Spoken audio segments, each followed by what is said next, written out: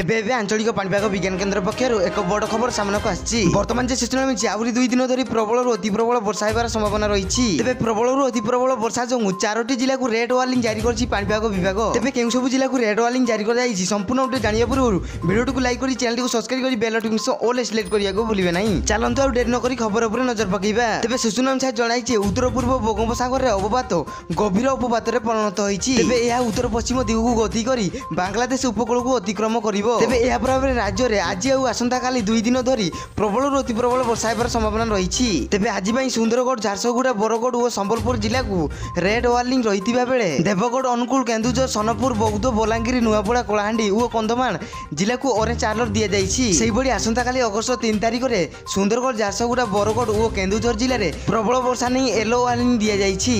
तेबे अगस्त 4 और 5 तारिख पई कोनोसी अलर्ट नथिबा बेले उत्तर ओडिसा रे किछि स्थान रे स्वल्परु मध्य धरणर वर्षा हेबा नै पूर्वानुमान करिछि आंचलिक पाणीपाग विज्ञान केन्द्र। तेबे एई सब जिला गुडी को अलर्ट रुहंतु। बस आज पई थिला ती पाणीपाग सूचना। एवं तुमे केउ जिल्ला देखुतो वीडियो निश्चित कमेंट करी कहिबे। Video report home TV.